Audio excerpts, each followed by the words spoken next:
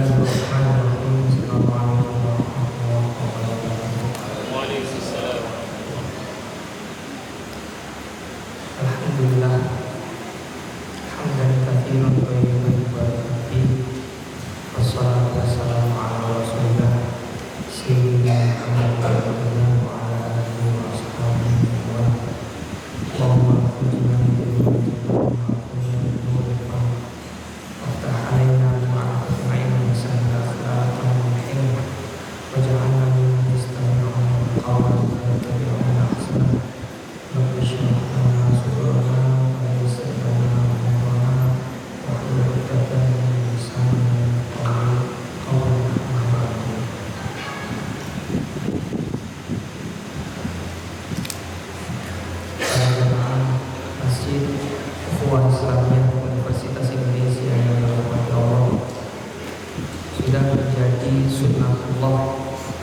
bahwa manusia hidup di dunia akan mendapatkan cobaan dan kesulitan.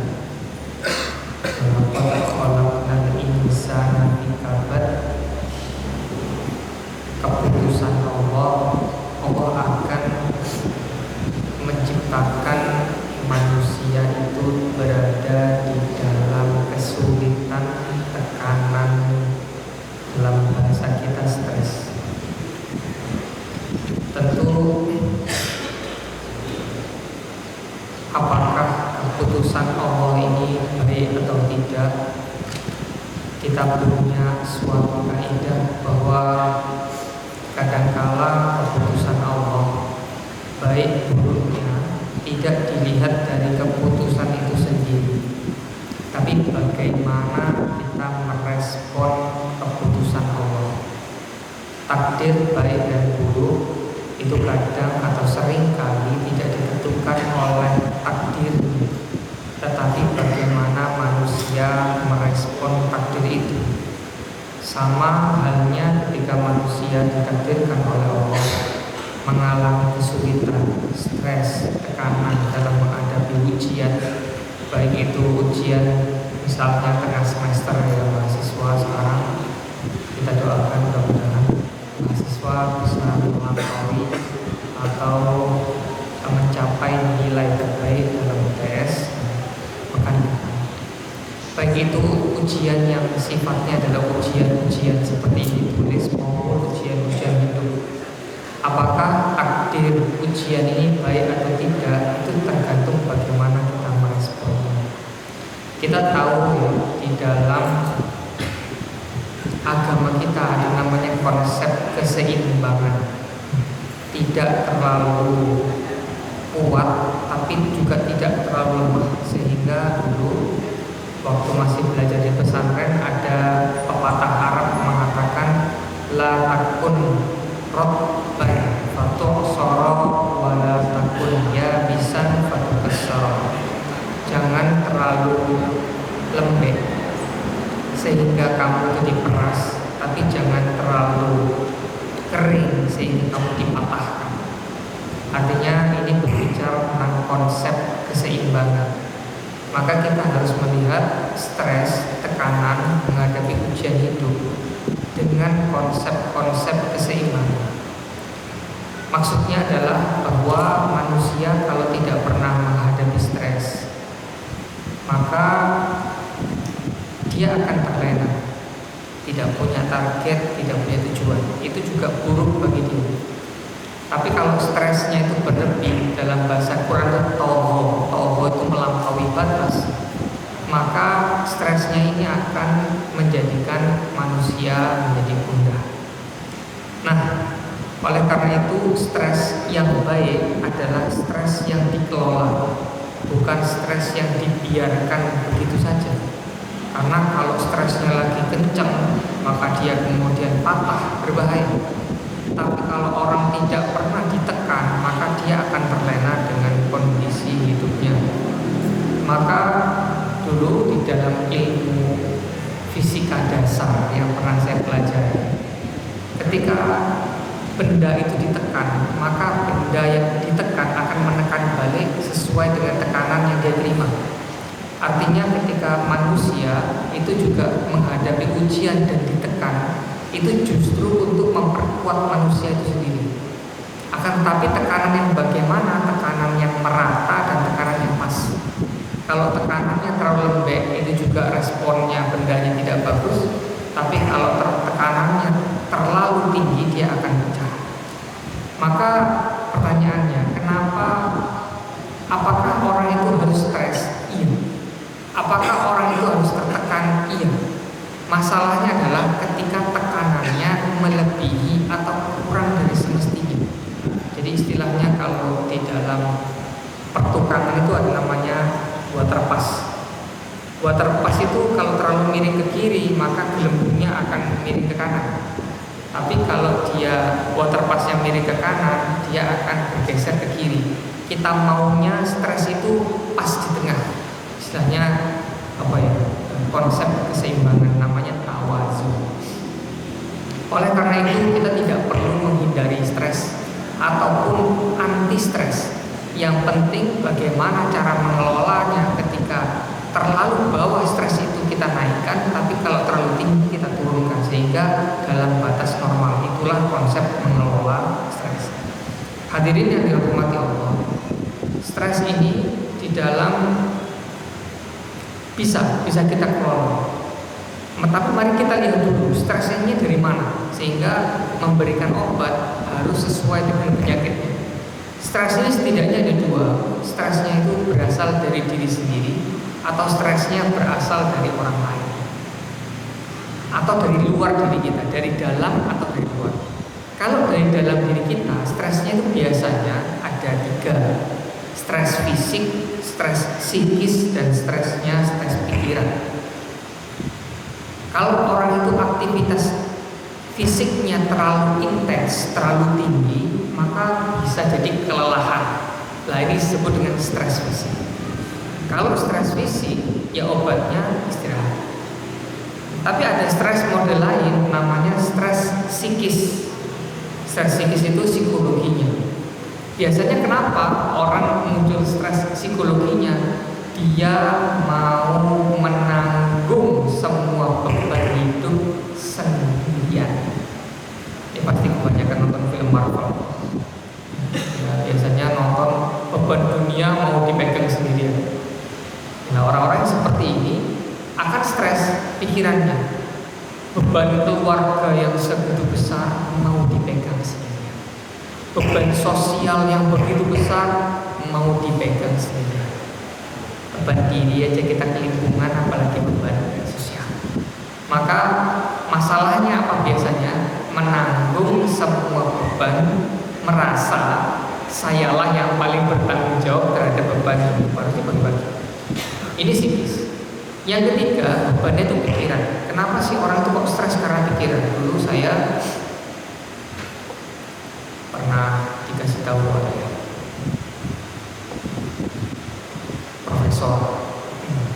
Profesor itu bilangnya begini, Yusron, S3 itu harusnya banyak mikir, bukan banyak pikiran. Saya waktu itu ketawa. Betul juga. Tapi ternyata hal itu menyimpan makna yang dalam. Jadi orang berbeda ketika dia itu banyak pikiran dan banyak mikir. Jarang ada orang stres karena banyak mikir. Yang kebanyakan itu adalah stres karena banyak pikiran. Kenapa banyak pikiran? Sederhana, kurang mikir. Kalau orang sedang kurang mikir, itu stres. Kebanyakan mikir, kebanyakan baca buku, kemudian penalaran, hari ini baca buku ini, besok baca buku ini, hidupnya akan terlihat bahagia. Tapi orang-orang yang jarang baca, ya, itu biasanya banyak pikiran. Karena pikiran kita itu, apalagi laki-laki ya, pikirannya itu sederhana, satu, fokus. Ketika tidak diarahkan yang benar, pikirannya akan melanglang buana kemana-mana, semua dipikirkan. Ada ketua RT memikirkan eskalasi politik Indonesia, itu ketinggian, gak nyampe. Dia juga tidak bisa berbuat apa-apa, ya sebaiknya dia berpikir tentang bagaimana kenyamanan rukun tetangga saja.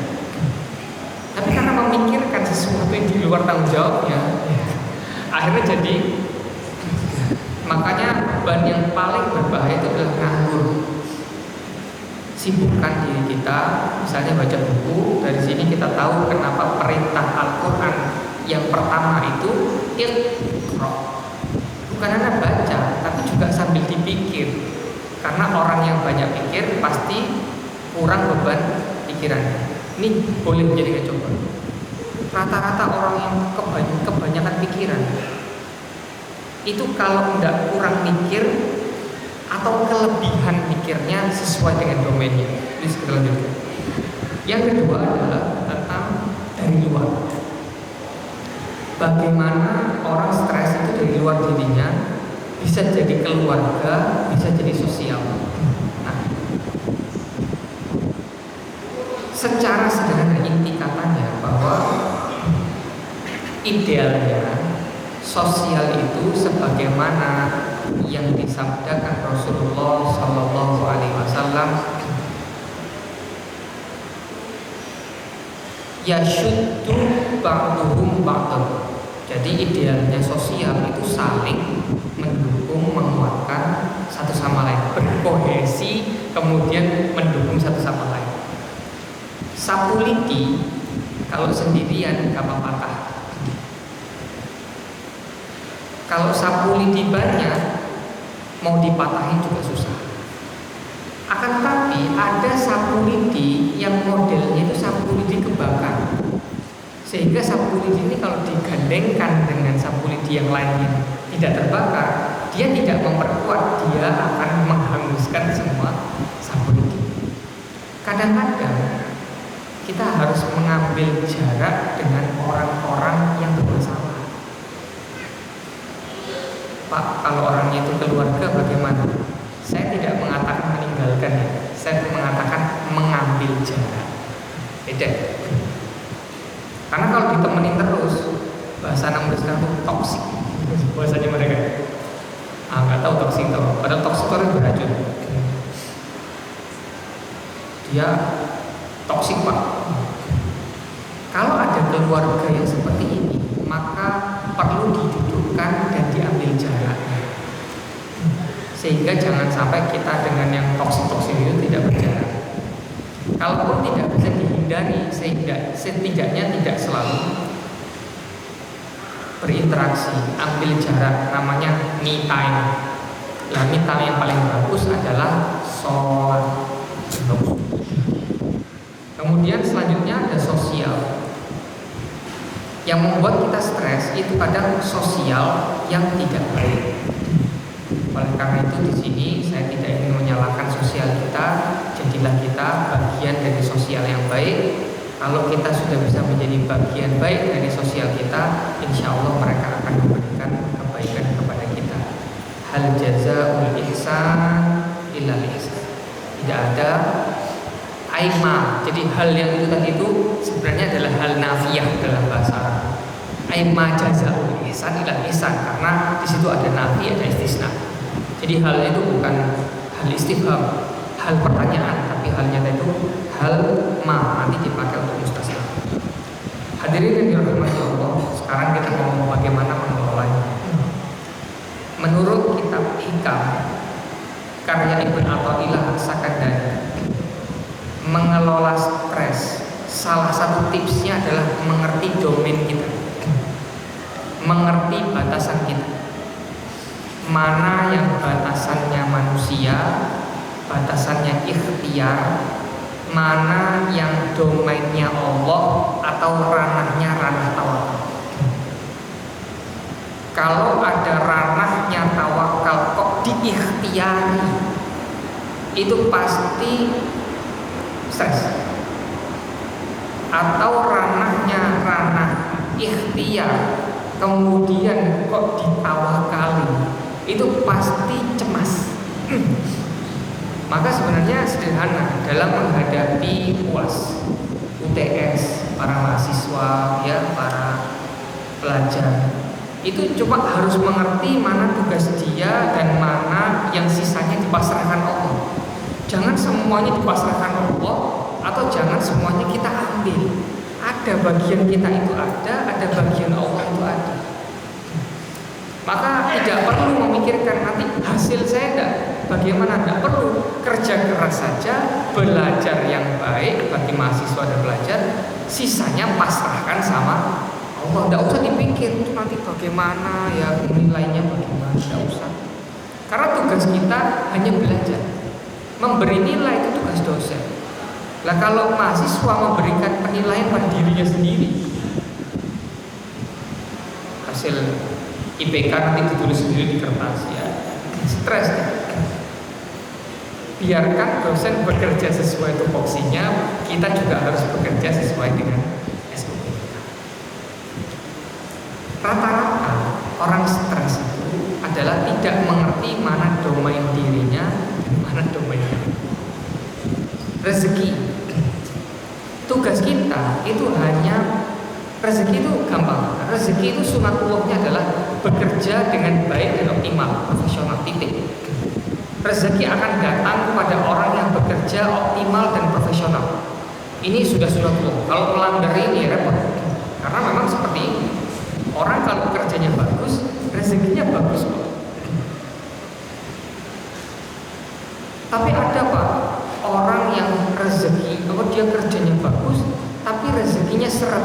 Lah, dia lupa statusnya dia itu ada dua. Dia itu pekerja, dia hambanya. Yang pekerjaannya profesional, yang ibadahnya tidak profesional. Tapi ada ahli ibadah doang, giliran kerja wiridan lagi, akhirnya dipecat.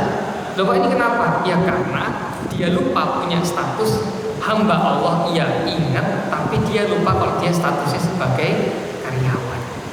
Makanya guru saya bilang, kalau ada karyawan ingin sholat sunnah, kemudian izin bosnya kok belum diizinkan, maka lebih baik bekerja untuk bosnya daripada sunnah duha.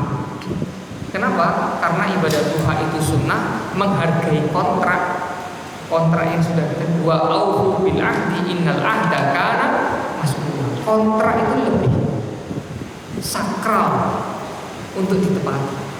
Karena Nabi kita itu amanah. Bukan kok sholat duha tidak baik ya, bukan. Tapi kalau dibandingkan daripada kontrak kerja itu dianggap dalam Islam itu suci.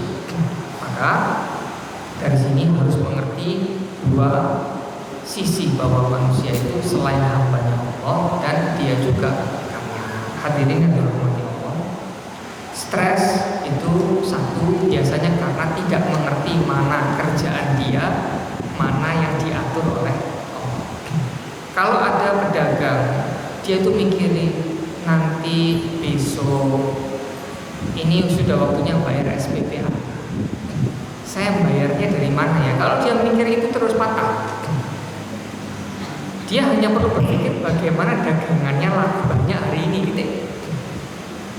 Selain itu, kalau mikirnya begitu, akhirnya orang nggak jadi mau berusaha. Tuh saya dagang itu misalnya di sini punya minimarket. Dia kan cuma taruh barang, kemudian disusun. Kemudian nanti ada manajemen keuangan, titik. Siapa yang mendatangkan orang masuk toko? Kan Allah.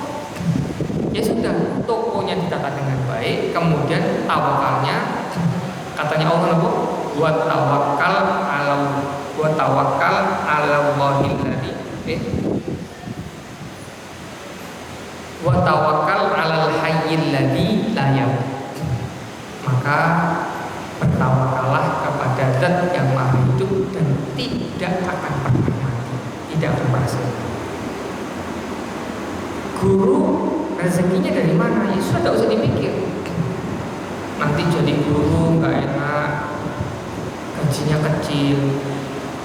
Tapi sampai sekarang saya juga melihat dosen-dosen kayaknya bolak-balik luar negeri aja tuh. Dosen-dosen ini, dosen yang nggak UI aja ke luar negeri, masa dosen ini enggak? Kok bisa? Ya karena ada rezeki yang lain, rezeki hasil penelitian, review jurnal. Kok kalau kerjanya bagus, profesional, rezeki akan datang. Tapi kalau cuma mikirkan ini besok anak saya makan apa, lah ini yang bikin stres. memikirkan sesuatu rezeki yang urusannya Allah, tapi tidak memikirkan domainnya yang mana, domain ikhtiar. Maka Ibnu Athaillah mengatakan, arih nafsaka minat tadbir, fama qama bihi ghairuka la taqum bihi anta bi nafsika. Istirahatkan dirimu dari mengurusi apa yang sudah diurusi oleh Allah. Karena rezeki itu diurusi oleh Allah, maka kita tidak boleh ikut campur di situ. Kita cuma mengurusi domain kita, namanya domain ikhtiar. Ijtihaduka fima dumina laka wa taksiruka mimma tuliba minka dalilun ala intimasil basirati minka. Kamu berusaha di hal yang sudah dijamin Allah, tapi meninggalkan sesuatu yang tidak dijamin Allah, maka itu adalah tanda dari padamnya cahaya. Sholat itu domainnya Allah atau domainnya manusia? Domain manusia. Maka itu terkadang gini, sahabat ini kok bingung rezeki aja. Rezeki itu kan tugasnya saya, misalnya bahasanya Allah itu. Alayya rizquhum. Jadi kewajiban saya ngasih rezeki, itu tugas saya. Tapi tugas Anda adalah apa? Wa ma khalaqtul jinna wal insa illa liya'budun, untuk beribadah. Lah ini malah mikiri rezekinya bagaimana, ibadahnya berantakan. Itu namanya kiper maju jadi striker. Yang ada kebobolan karena dia meninggalkan pos yang harusnya dia jaga. Maka di dalam mengelola stres ini kita tutup ya. Mengelola stres itu satu, harus tahu diri. Tahu diri artinya mengerti mana ranahnya manusia, mana ranahnya Allah, mana domain ikhtiar, mana domain tawakal. Yang kedua, bagaimana mengelola stres? Yakin kalau Anda belajar betulan, kalau kita bekerja betulan, stresnya itu akan turun. Karena yang bikin stres itu nganggur. Kalau Anda baca buku banyak daripada baca WA, ngelihat PDF lebih banyak buku dan jurnal daripada lihat YouTube, saya yakin nggak bakal stres. Kenapa? Ya tadi karena banyak pikiran kalau nonton YouTube. Tapi kalau baca buku, pikirannya bermanfaat, alurnya benar, logikanya benar, maka akal ini selalu diberikan nutrisi. Oleh karena itu, selain tadi mengerti domain, lakukanlah hal yang baik-baik untuk diri Anda, fisik Anda, psikis Anda, pikiran Anda, dan sosial Anda. Fisik artinya jangan mager, olahragalah. Kalau Anda sudah mulai stres, coba turun jalan kaki 1 kilo. Jangan mager doang pegang HP. Coba angkat barbel, coba push up, coba sit up. Workout namanya. Itu akan mengurangi stres fisik. Stres psikis. Kalau yang psikisnya kena, coba istighfar banyak-banyak. Atau mengucapkan alhamdulillah. Ingat begitu banyak nikmat Allah untuk kita. Fabi ayyi ala'i rabbikuma tukadziban. Kemudian kalau pikirannya lagi ruwet, tolong, ini orang-orang sekarang bilangnya banyak-banyak baca buku dan menulis jurnal. Tulis diary, Mbak.